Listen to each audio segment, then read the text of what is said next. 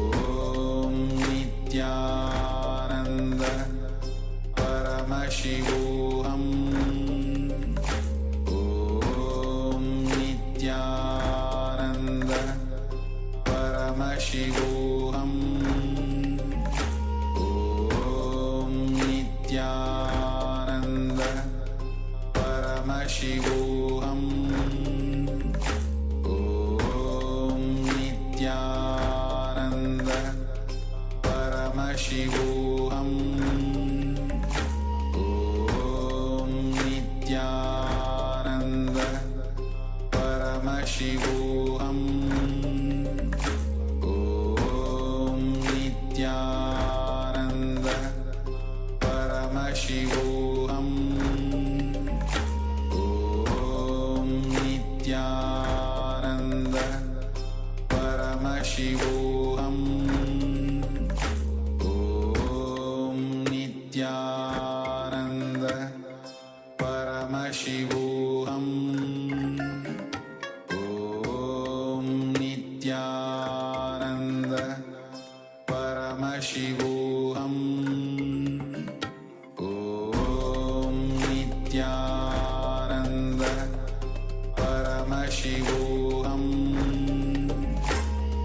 Om Nityananda Paramashivoham. Om Nityananda Paramashivoham.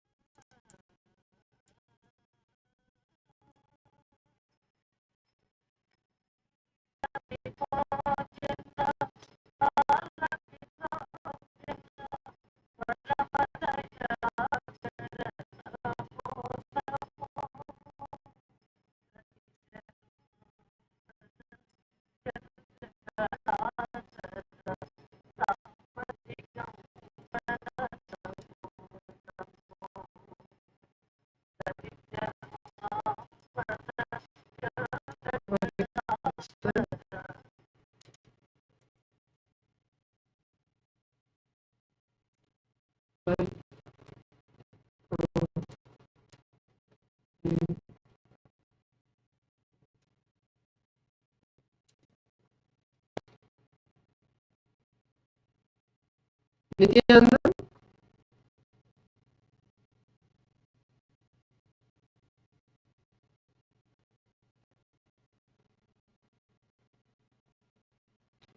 Nityananda, we welcome all the Paramashivoham Level 2 participants to the session once again.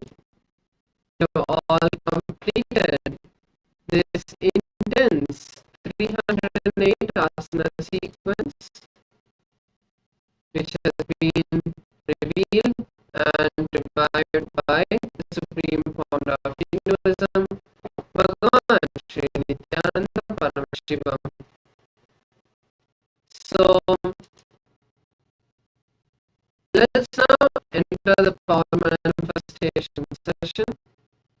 We're going to be manifesting the powers of Paramashiva.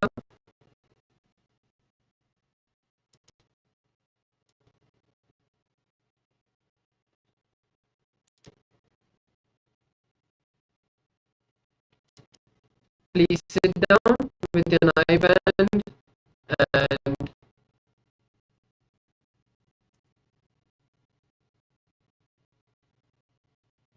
something to close your eyes and a piece of paper or something to write on, like an iPad or a laptop, whichever is comfortable for you. So now, first let us look at the Shastra Pramana once again, the scriptural reference of the power of third eye reading, and then move into today's manifestation. So once again, the scriptural reference for the power of third eye is from the Vijnana Bhairava Tantra, Sutra 130. Sutra 34, where Paramashiva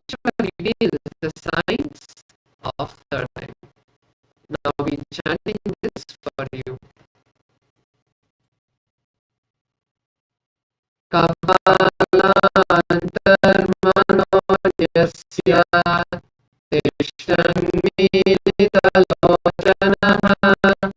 क्रमेण मनसोदार्यात् लक्ष्ययेत् लक्ष्यमुत्तमम्.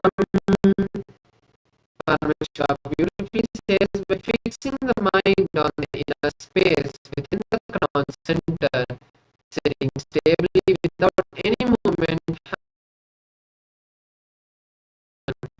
by that stability of the mind and inner space through the power of third eye, one directly sees the ultimate goal, Lakshyam, having the vision beyond the sight that reveals any place or object, attaining the space of oneness with the source, Paramashiva.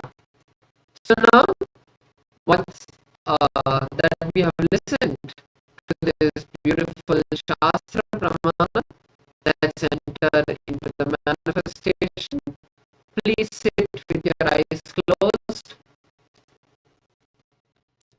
Please blindfold yourself and be seated.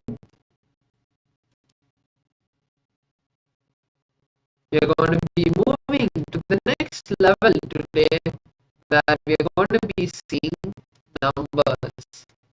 So please sit in a comfortable position.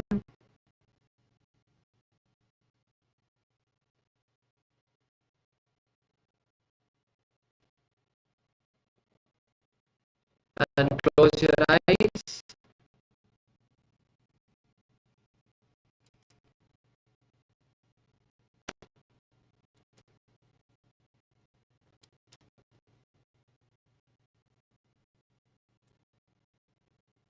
Start visualizing Swamiji in your inner space.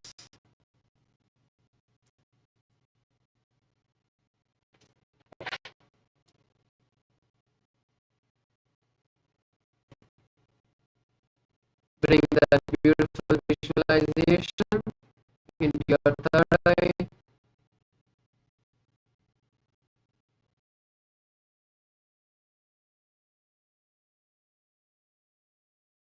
Paramashivoham Om Nityananda Paramashivoham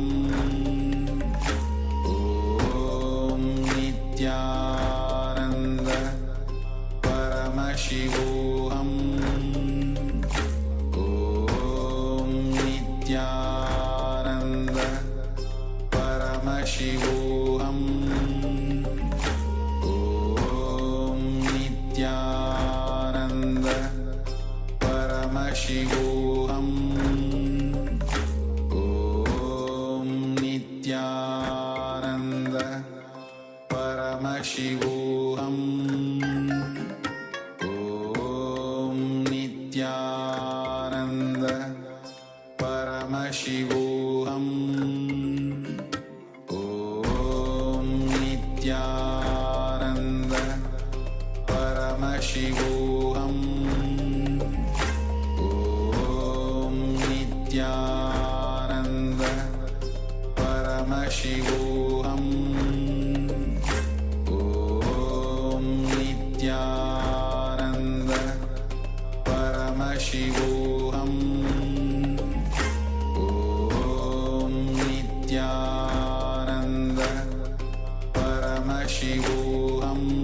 Paramashivoham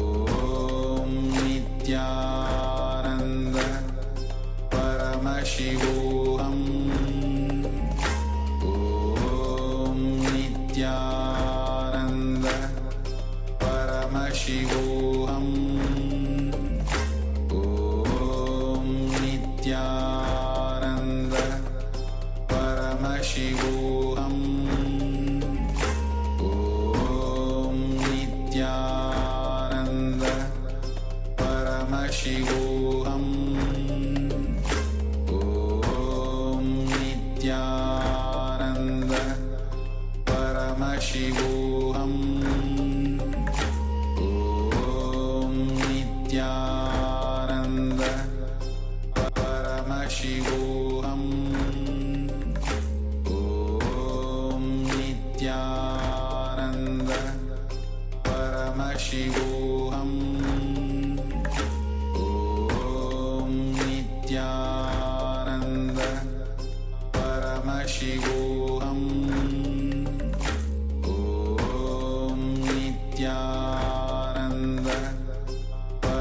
Paramashivoham. Om Nityananda Paramashivoham. Om Nityananda Paramashivoham.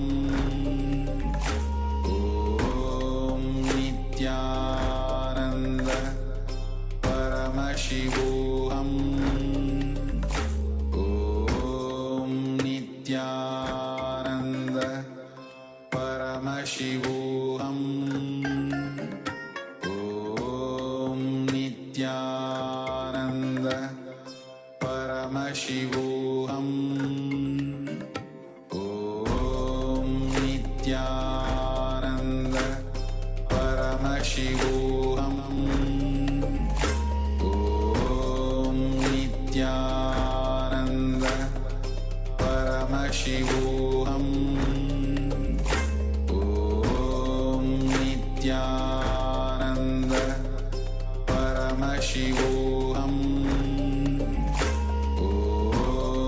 Nityananda Paramashivoham. Om Nityananda Paramashivoham. Om Nityananda Paramashivoham. Om Nityananda Paramashivoham. Om Nityananda Paramashivoham. Om Nityananda Paramashivoham.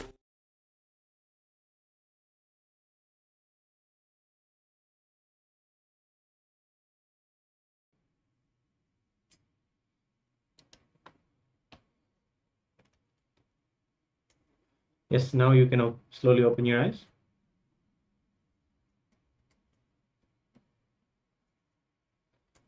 Remove the blindfold. First, give your gratitude to Swamiji for giving you this third eye initiation and for you to be able to see through the third eye. We'll now be projecting what Swamiji, what we showed to you. So it's the number 64 that was projected for all of you. So if you're able to see the number 64, that's beautiful. You have started manifesting the power of third eye reading and you can congratulate yourself.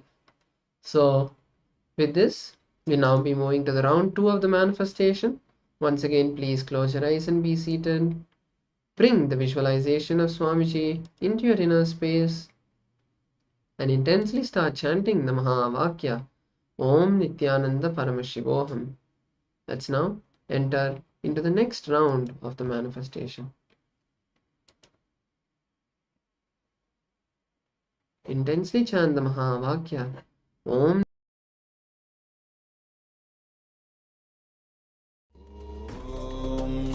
Nityananda Paramashivoham. Om Nityananda Paramashivoham. Om Nityananda Paramashivoham. Om Nityananda Paramashivoham. Om Nityananda Paramashivoham. Om Nityananda Paramashivoham. Om Nityananda Paramashivoham. Om Nityananda Paramashivoham. Om Nityananda Paramashivoham. Om Nityananda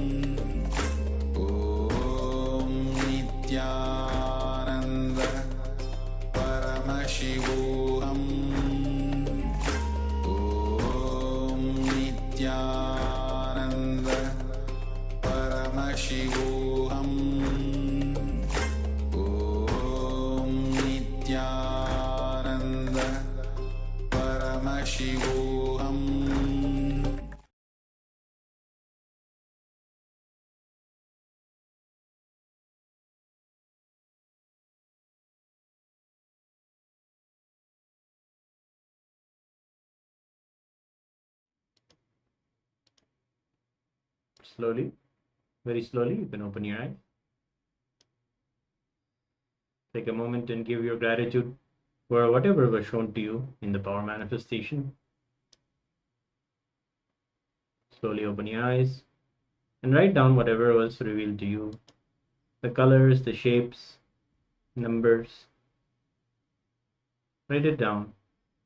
And as you write it down, you even write a note thanking Swamiji for this revelation. We'll now show you what we were projecting.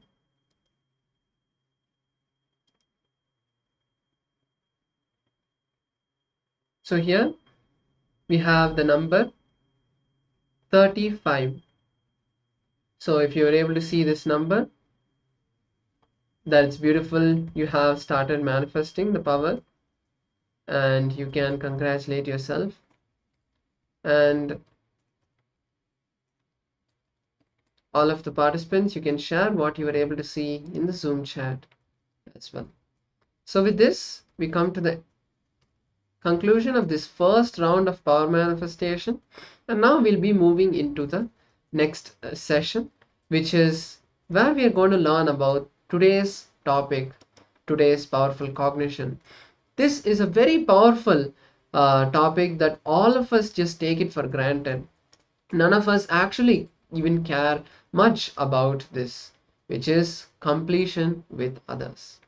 So what is completion with others? It's not being friends, but it is having that space of oneness with everyone who is there around you, knowing what their problems are, knowing where they are stuck in life and what they like about you.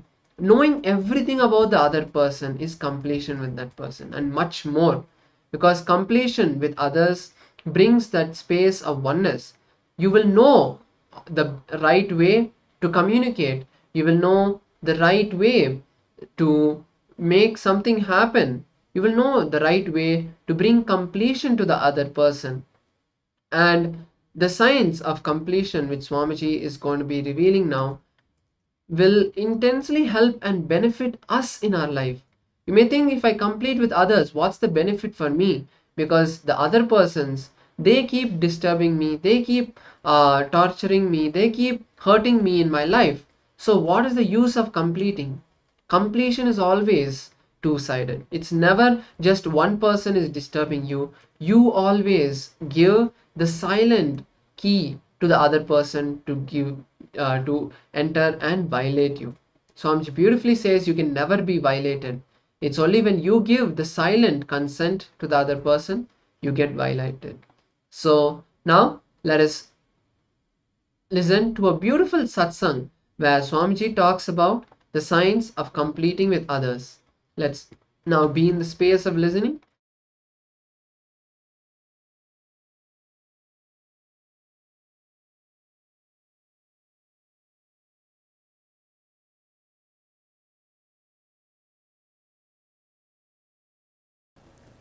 Please understand, you have to have tremendous sensitivity towards human being unless you are a great master. If you are a great master, you should not have any sensitivity to human emotion because they are useless.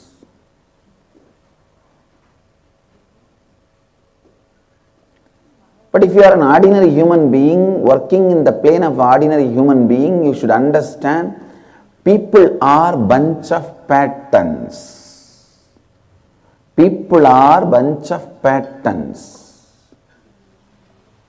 Their money, their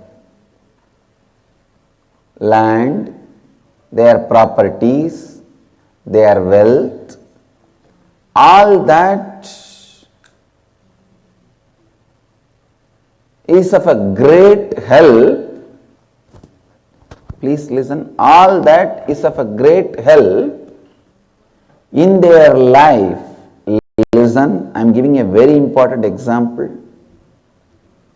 For a person, his money, his land, his car, his relationships, all that is of a great help for him.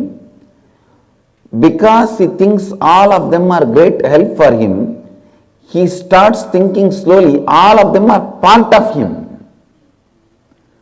and develops many patterns related to them, and lives as a bunch of patterns. Please understand, when you make 10 crore or 100 crore, you plan, your Vamsha, all of you will live with that money. But by the time you make that money, you start thinking that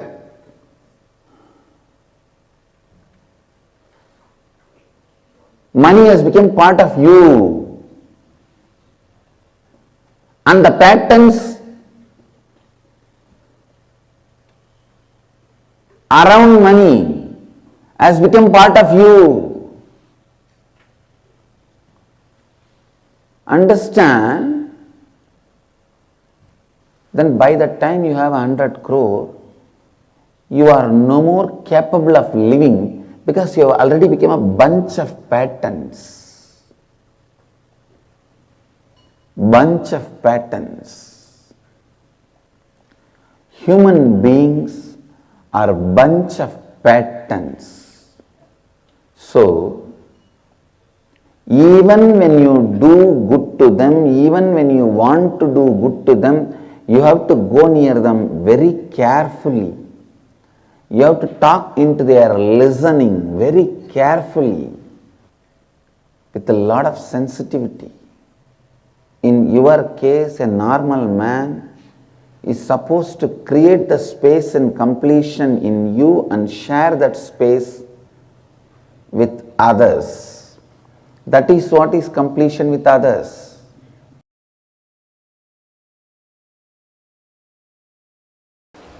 There is a very beautiful story in the Indian mythology. Once Ganesha and Subramanya, both of them have decided to have a challenge, that who will quickly go around the world 3 times. Subramanya, as you all aware, has his own flight, peacock. He just sat on his peacock, started flying,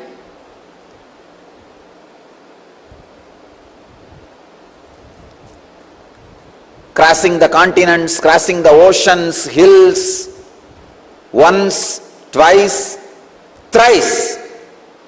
He completed and came back. He saw this Ganesha, heavy guy. His vehicle is a rat.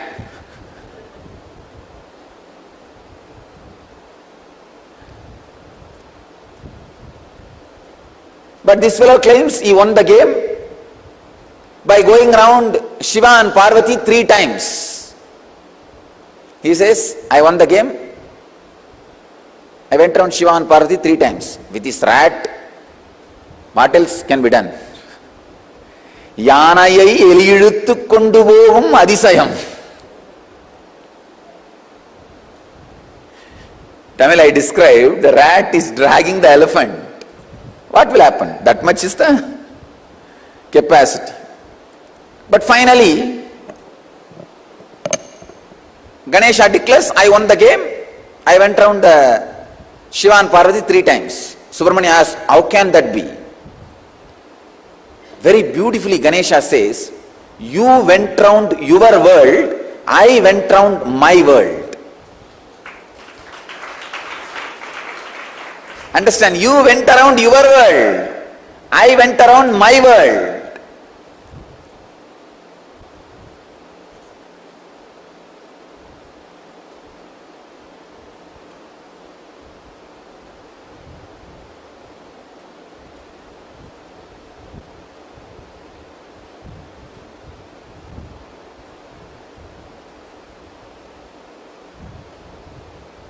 You went around your world, I went around my world.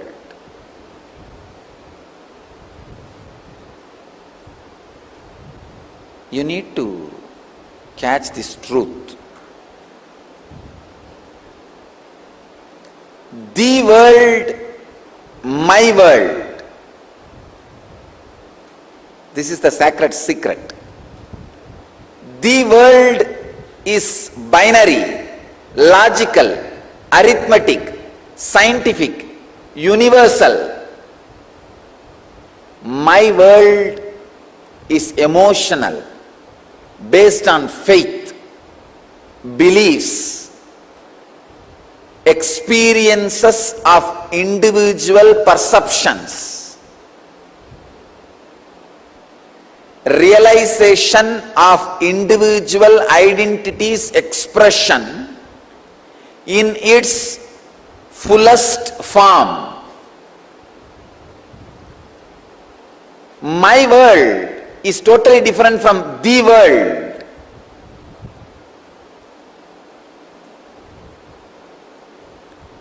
When my world is completely in tune with the world, you are a Jivan Mukta. When there is no conflict between my world and the world, please understand, people who are always going around the world are caught in agitation, anger, stress, rajas. People who are completely caught in my world sometimes can miss the world. Here, Ganesha is successful not just because he was centered on my world, he was centered on my world which was in tune with the world. He was completely experiencing my world, the Ganesha's my world and the world is one and the same.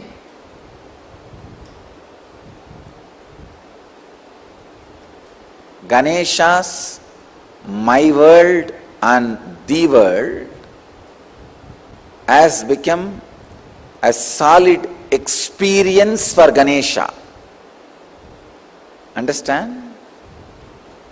Ganesha's my world and the world has become a solid experience for Ganesha. I'll give you a clear picture. How ordinarily people are caught between my world and the world and start preferring between these two, someone. When you start preferring the world,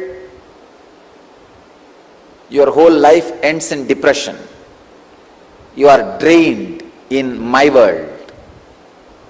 When you start preferring my world, sometime you can lose your balance and get into some fantasies and whims and fancies. My world should expand and grow and completely should be in tune with the world. Ganesha,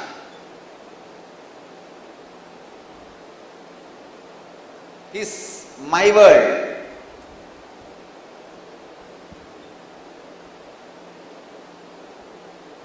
And the world.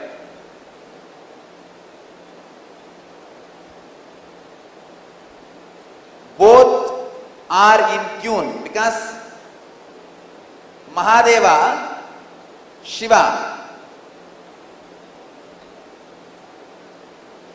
and Devi.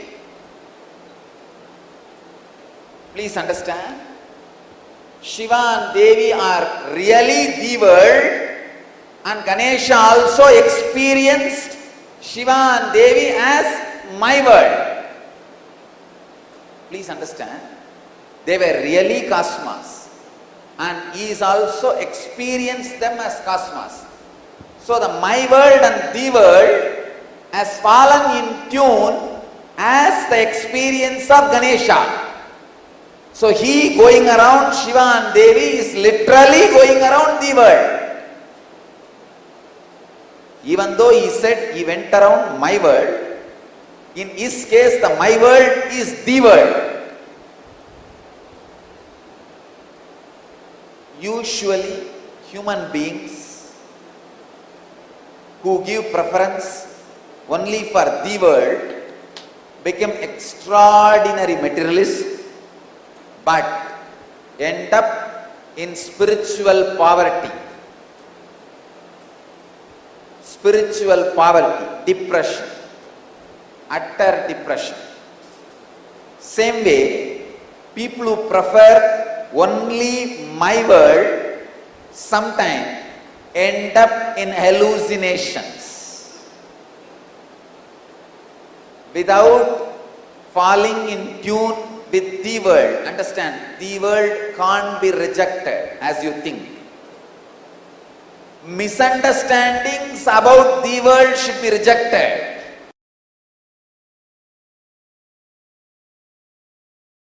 Listen, completion with yourself is more like a spiritual practice. It is with completion with others, the life itself starts. Listen,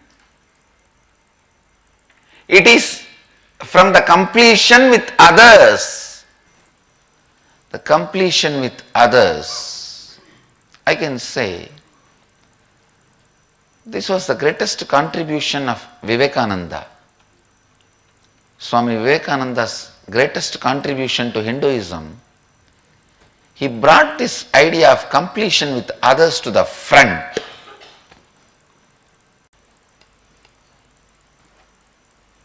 Completion with others is a spiritual quality, that's all.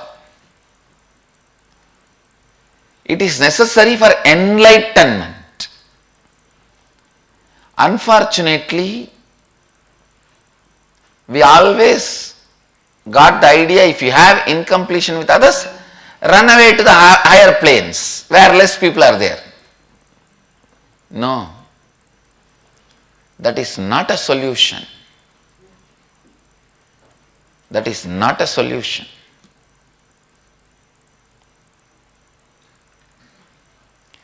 Completion with others is the basic necessity, the basic quality you need for enlightenment. Understand? People sometimes ask me, how do I know whether I am suppressing or completing? If you are able to be in the space of completion with others, you are completing inside you with you also. If you are not able to be in the space of completion with others, then inside you are not completing with yourself, you are only suppressing.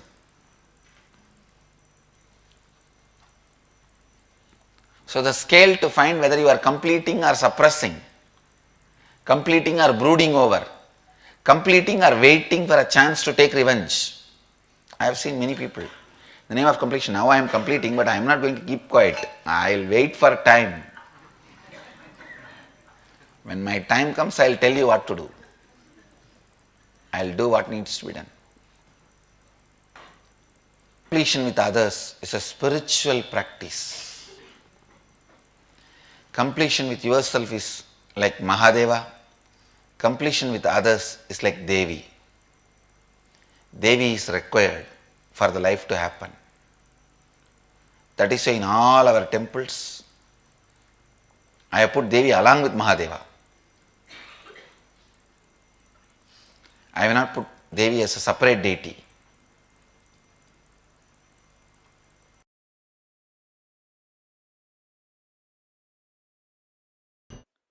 Listen, completing with others. Others means not just only your father, mother, husband, wife, brother, sister, the human beings around you. We will start the completion with everything with which you are living. Your wealth, your health, your bag, your seat, your pets, your car, your house. Please understand, all these are living part of your life. They may be dead objects, but they are living part of your life. See, a house may be a dead object, but it is a living part of your life. How many of you understand what I am saying?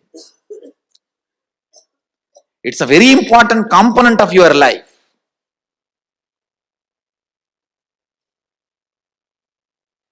First, we will start completion with all the human beings with whom we are living.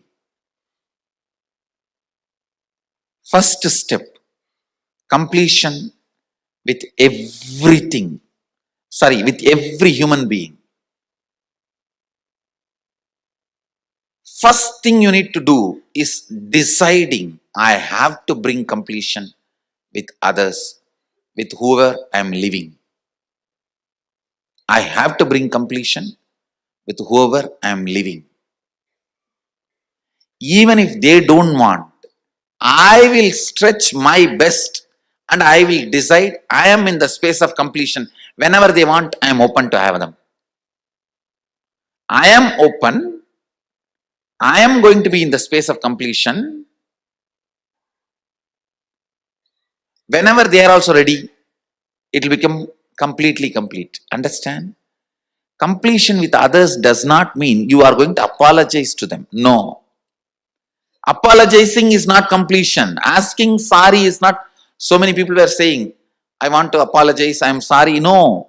I am sorry is not completion. I am deciding to drop hurting pattern in my life or any incompletion, misunderstanding, anything. I am deciding to drop and I am deciding not to bring them, not to give life to it again. See, past, you can't say you are wrong or you are right. No one can say you are wrong, you are right. It is not apologizing.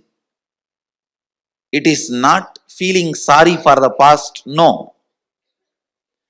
Deciding, I am dropping this incompletion, hangover of the past, and I will not allow this to happen once more.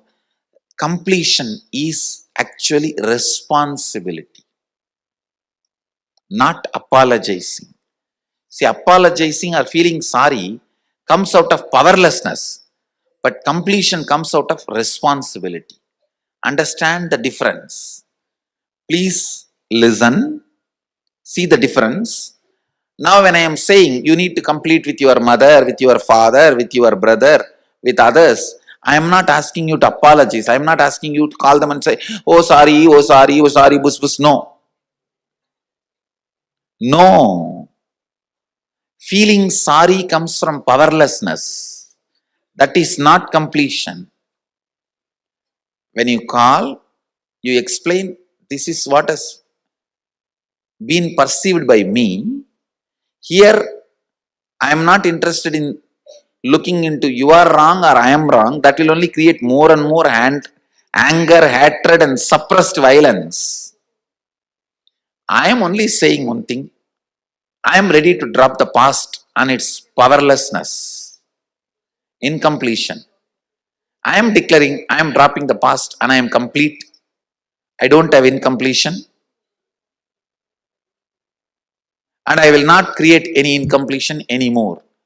Your decision and declaration, when it reaches them, you will suddenly see they also open up and start coming towards completion. But first, you need to be prepared.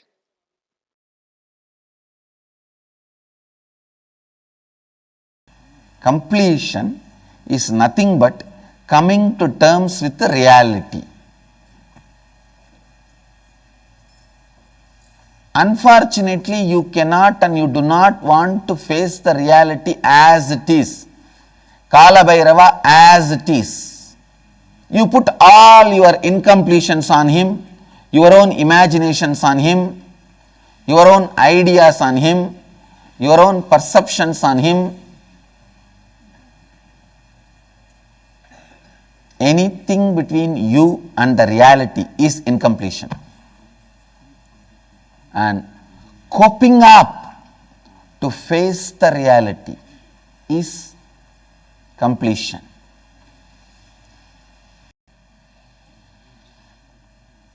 Please understand, when you are alive, make heaven for you. By creating completion within you and completion with others. While you are alive, make heaven for yourself. While you are alive, make heaven for yourself.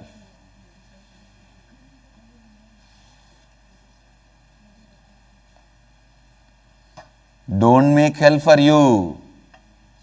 While you are alive, make heaven for yourself.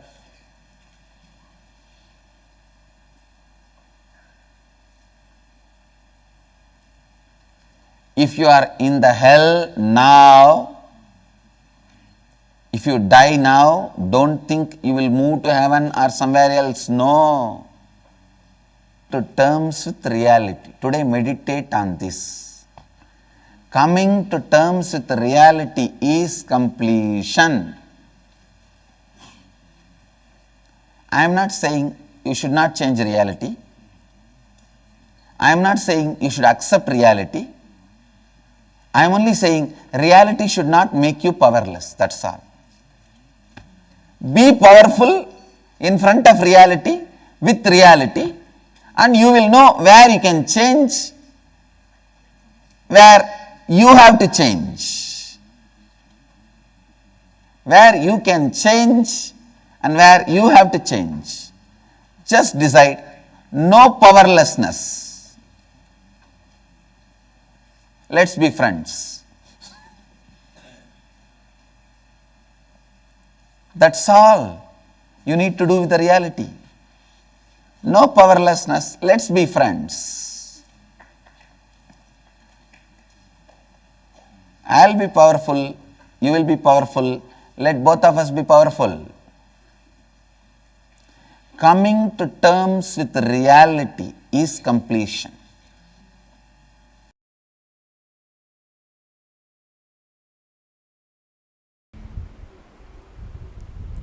When you feel the idea of life is enemy is completed, you are in love. Same statement from the other side. When somebody loves you, when you feel the love of somebody, understand? Love is actually a power. When somebody empowers you with their love, suddenly the idea life is enemy will be forgotten. Understand? Listen carefully. I am not saying when you feel empowered by somebody's love, when you love somebody and empower, the poverty will disappear or the disease will disappear. But I am saying, when you are empowered by love, when you empower somebody with love, the idea life is enemy will disappear.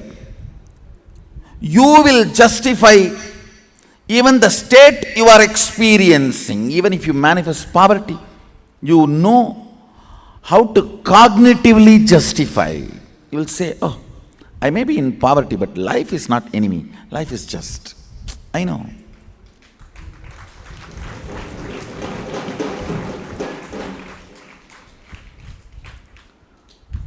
Understand? When a human being empowers you with love, you experience certain completion. That completion is so powerful, you are ready to give up anything for that. This is the psychology of love marriage, not science. Understand? Psychology of love marriage. If you understand this and empower each of you, then it is science. As long as you don't understand it is psychology of love marriage, if both of you understand, hey, when I empower you, you forget life is enemy and you are complete, you are rejuvenated, fueled, inspired to run the life. When you empower me, I feel that. When both of you understand this and decide to empower, it is called science. When both of you understand and decide to blackmail each other with this, that is called marriage.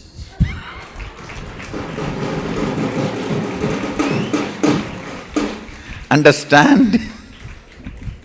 The fourth vow in Saptapadi is all about this.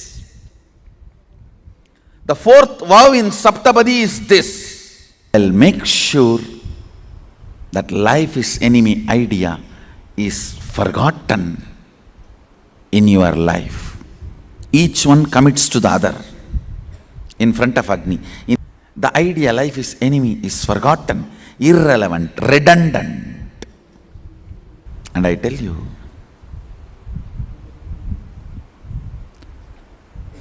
when a cosmic being loves you and empowers you, you just start manifesting powers.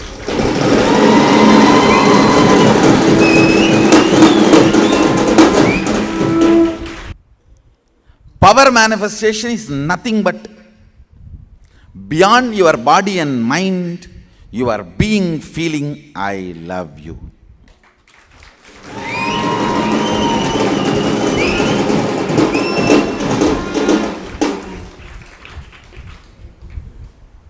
Understand?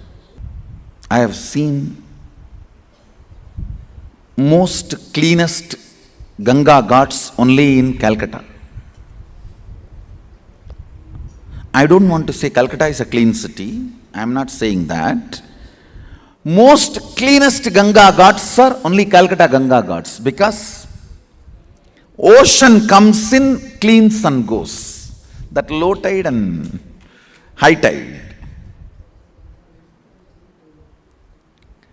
Heart symbol from disciple is Ganga entering into ocean. Heart symbol from Guru is ocean entering into Ganga.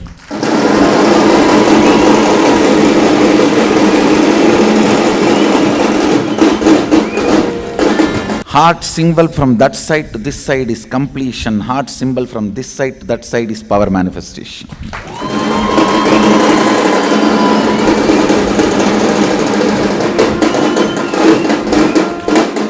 Most cleanest gods, not when Ganga flows, but when ocean flows.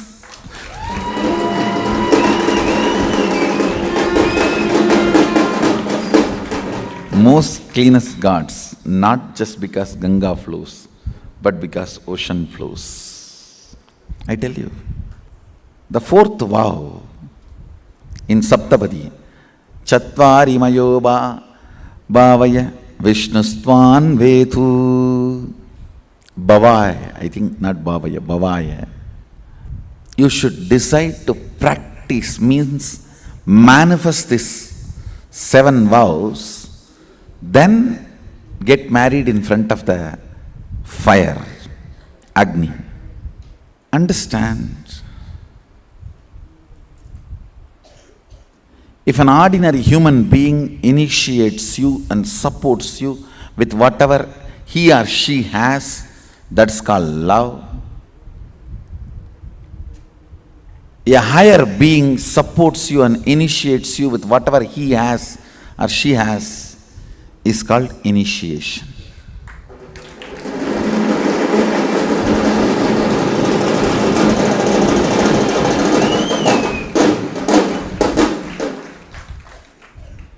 understand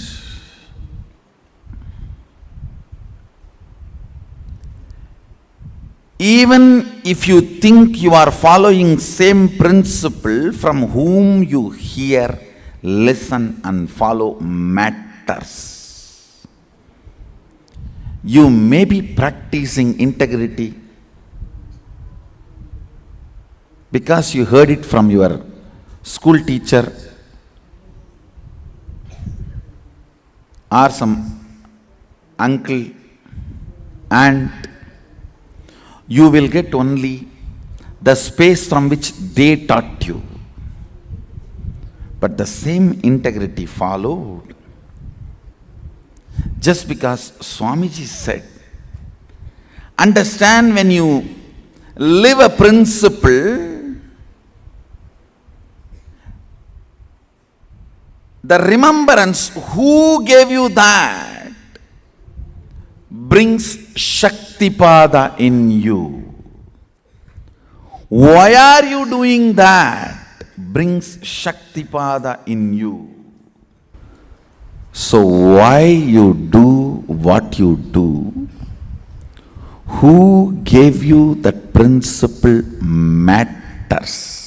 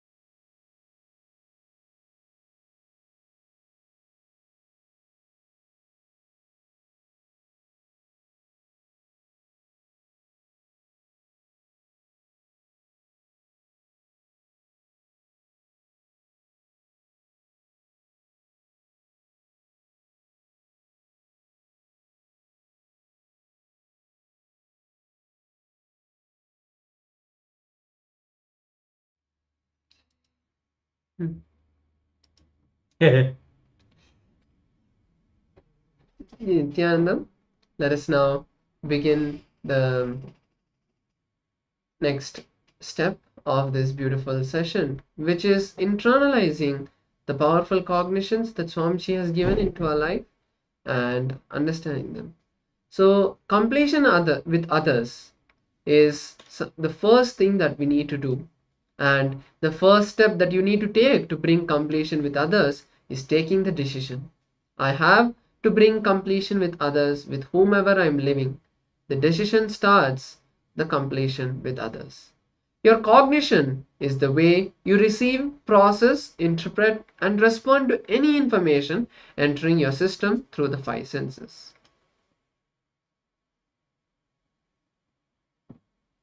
There are two things that are happening constantly in your life. The world that is happening, and that is the actual happening, and it is just a set of facts. Then there is my world, the perception you carry about what is happening. This consists of judgments, labels, ideas, opinions, notions, interpretations, beliefs, experiences, expectations, and memories. All of these put together make up my world. So, a beautiful example and a story to make us understand this is where once there was an old man and he went to a nearby village, and when he was coming back from the distance, he saw his house on fire. He completely broke down the moment he saw that burning, started rolling on the ground and crying. And one of his sons saw him and came to his father and asked, "Father, why are you crying?" The old man said, "Oh, my house is on fire." The son reminded the father, saying that, "Oh, don't you remember just yesterday you sold the house?" Immediately, the old man was completely fine. He became all right, he was okay, and started walking and continuing his work. And suddenly, another son came running to the father and said, "Father, we have sold the house, but we haven't got the money till now. The money hasn't come to us." And immediately, once again, the old man falls on the ground and starts rolling and crying, shouting, "Oh, my house is on fire, my house is on fire." The same house is burning. That's the fact. The suffering for the old man, which happened, and when he felt that there was no problem, is the way we perceive life.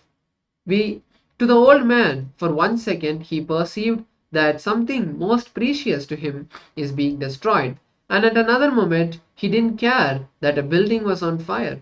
So, that is the difference between our perception and the reality.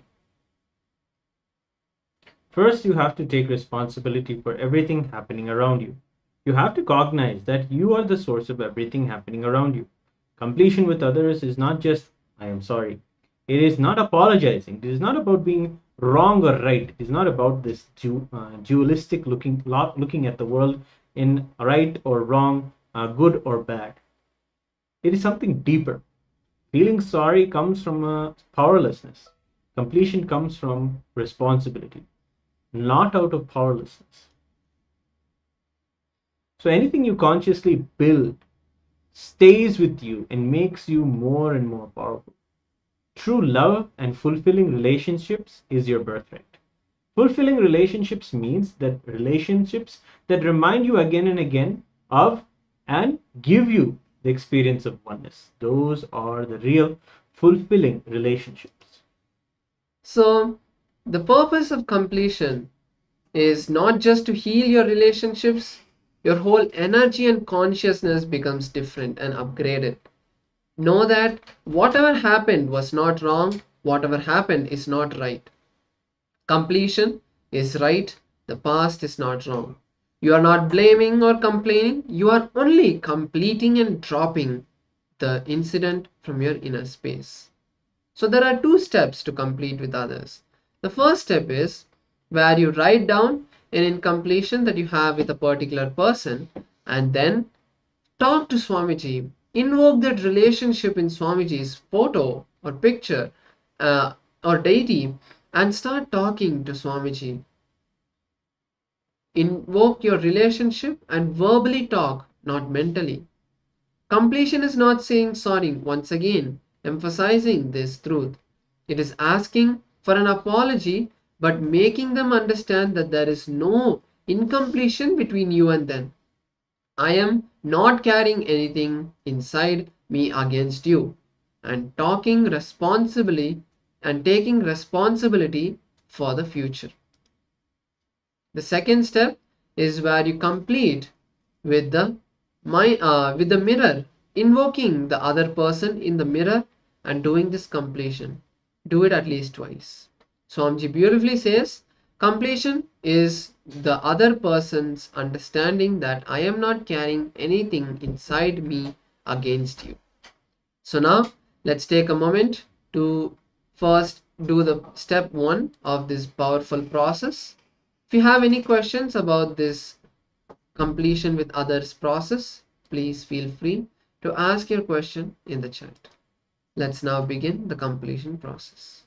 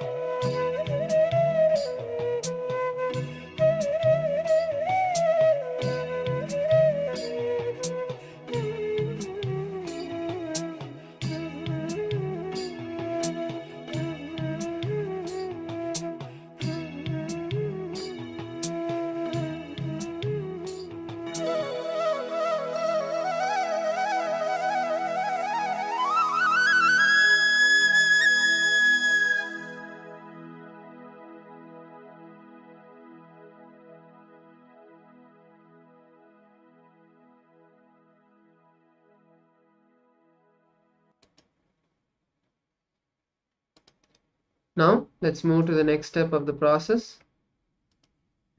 The step 2, where you invoke the person you are completing with in the mirror, and once again visualize that person in the mirror and do the completion with them. Let's now do this.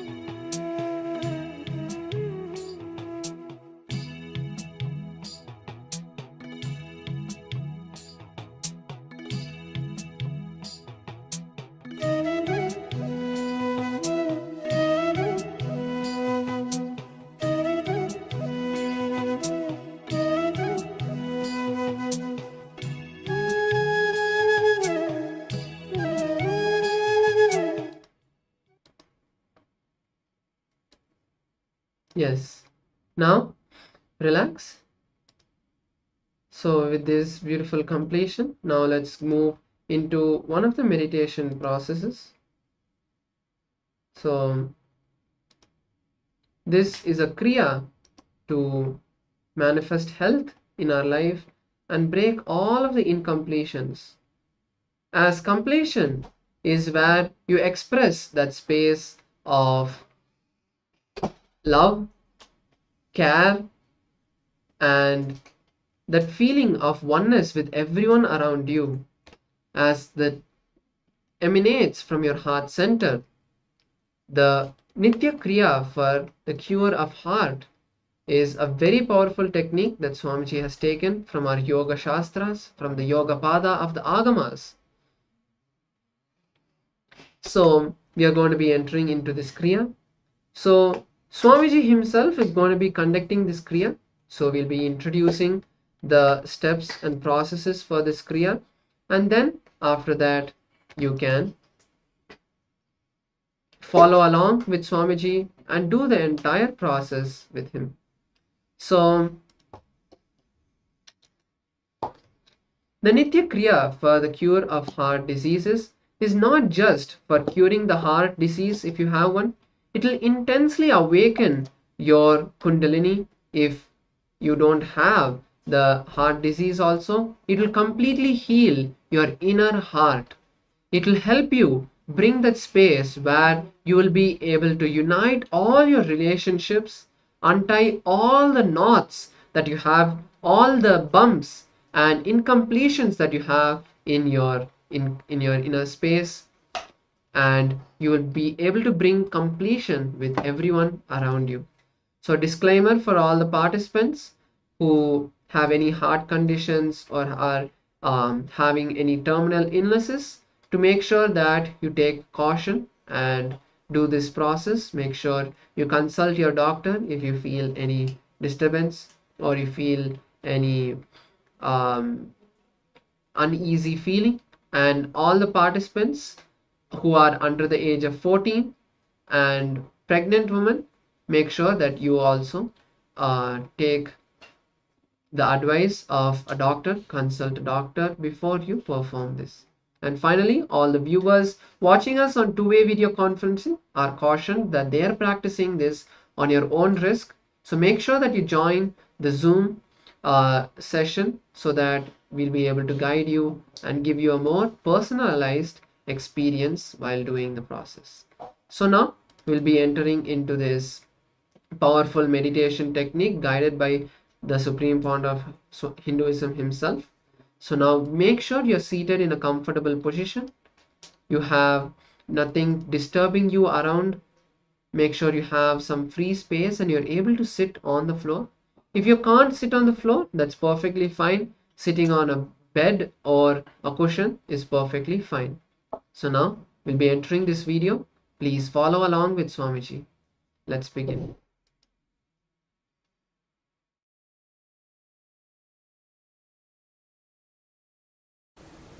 Let's enter into Kriya today.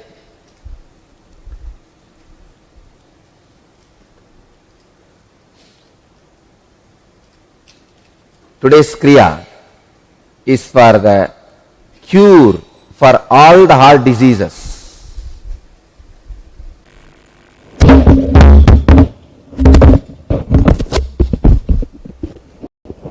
Let me describe step by step. Actually, I am doing so much work on the body. I am evolving a new way.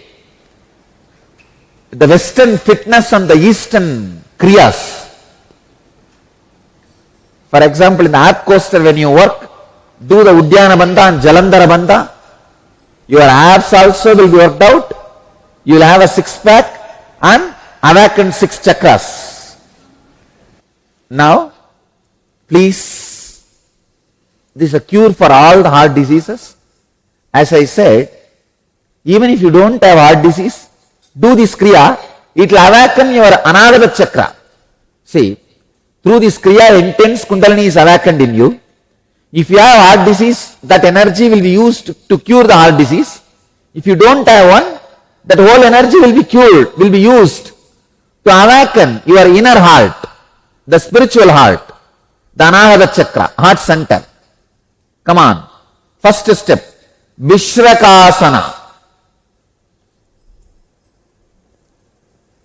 दो पागां की येति जो ज्योतापानों वानों पुनीहो गोता चंको आतारकरी रागई आजीवह ऐसी विदितागे.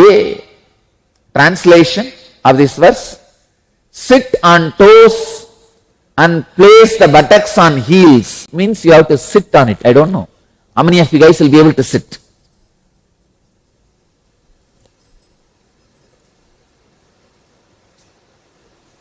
Spread knees sidewards on the ground.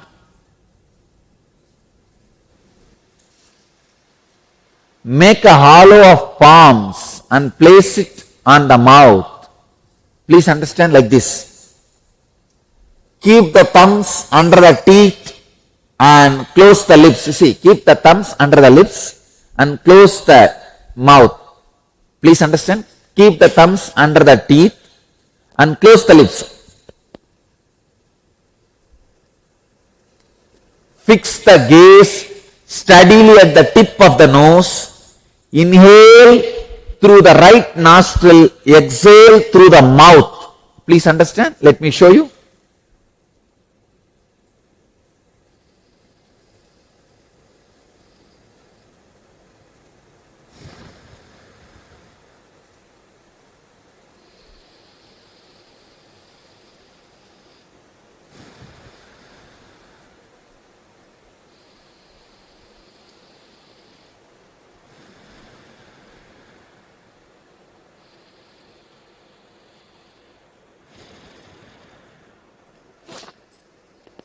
Understand? Put your thumbs under the teeth and close the lips. Fix the gaze steadily at the tip of the nose. Inhale through the right and exhale through the mouth. Do this 21 times. You can close your hands nicely like this. Do this 21 times.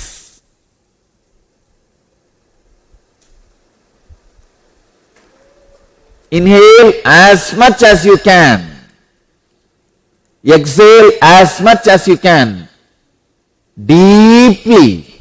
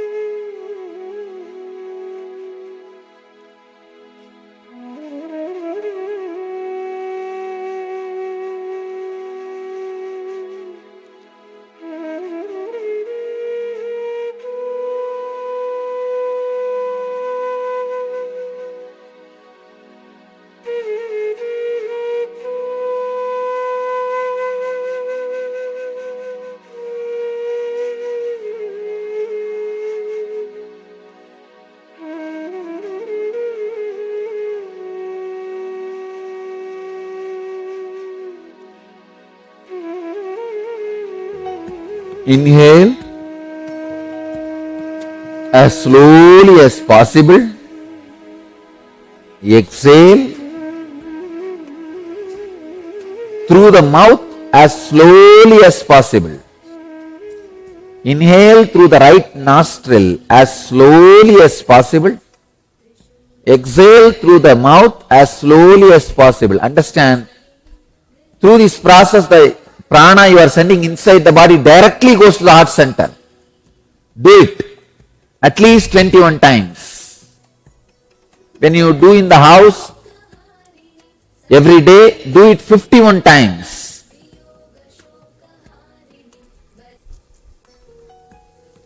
If you have heart disease, find time for this Kriya. Otherwise, you will not find time even to live.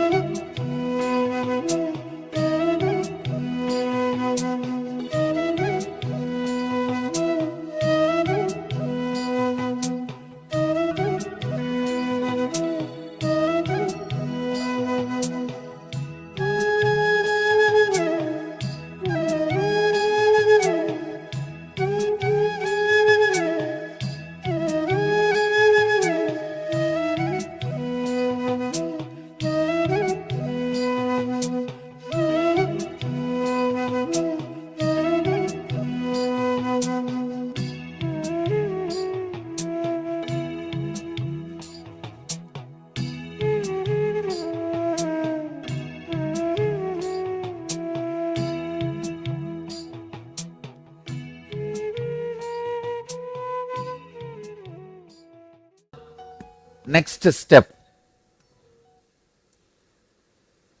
Ajapa japa. Sit in the same posture. Let me read the instruction. Mooladhare yathansaga tatahi hriti pankache tata nasaputa dvandve tripir hamsa samagamaha. Understand? Sit in the same posture. Visualize the right nostril breathing is going inside as hum. Left it is going down as sam. See, inhale with hum through right nostril. Exhale with sam through left nostril. Visualize it is coming, touching your heart and going out. Please start this ajapa japa. Inhaling through right with the hum sound, exhaling through left with some sound 21 times.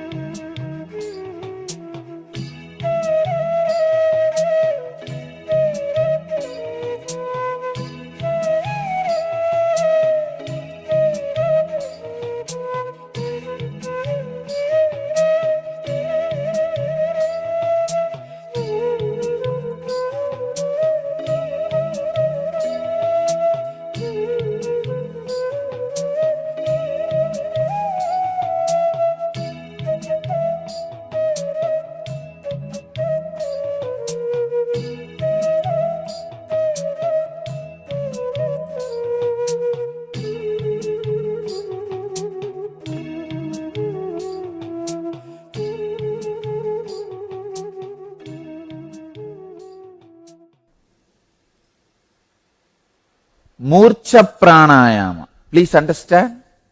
Sit in the same position, same posture. At the end of the inhalation, gradually become fixed on Jalandhara Bandha, then exhale slowly. This is called the fainting or swooning pranayama, as it makes the mind inactive and thus confers bliss. Let me read the sutra. Pura kante kadattaram batva jalantaram shanaihi rechayen murchanas keyam manomurcha sugapradaha. Sit in the same posture. Place the palms and hands on the knees. Close the eyes. Inhale slowly and deeply through both nostrils. Do Jalandhara Bandha, means putting your chin on the chest and lock as long as you can, as long as you are comfortable.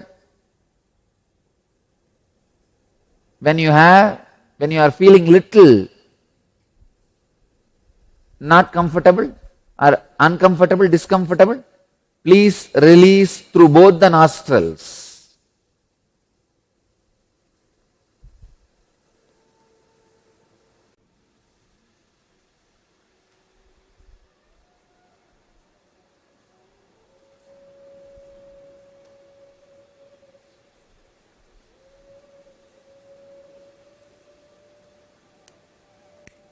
Do this 21 times.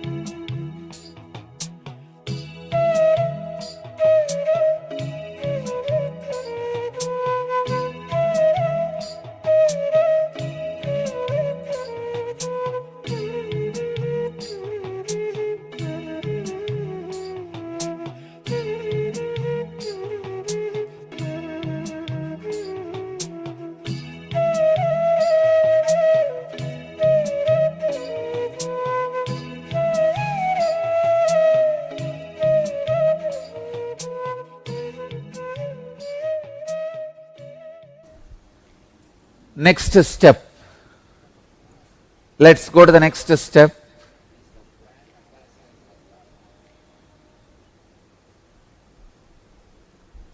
Sahita pranayama. Please understand this.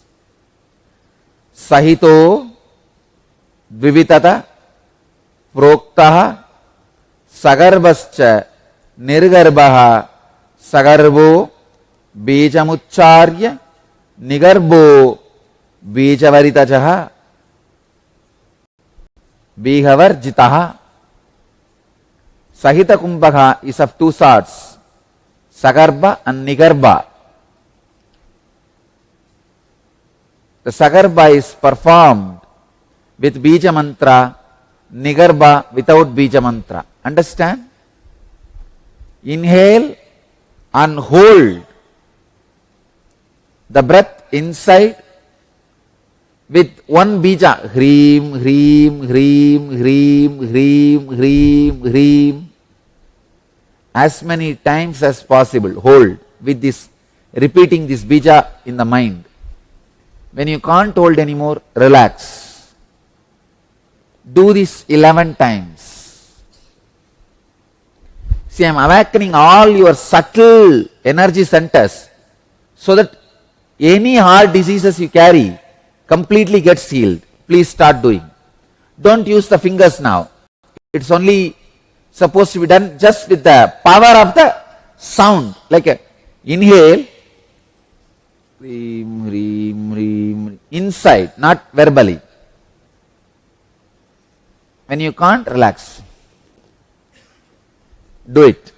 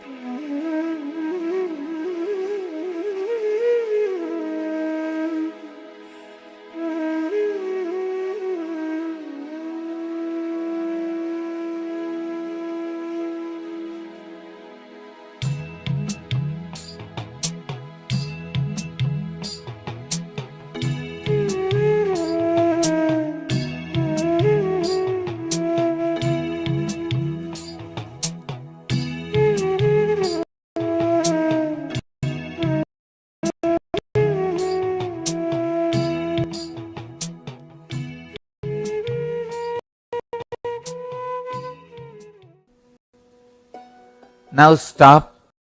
Next step. Without the sound,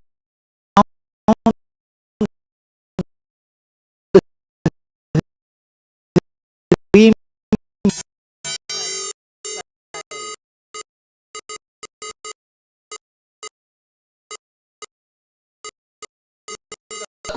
kumbhaka. Just inhale, hold and release. Inhale as long as you can, hold as long as you can, exhale as long as slowly as you can. Please do this 11 times. Nigarbha kumbha.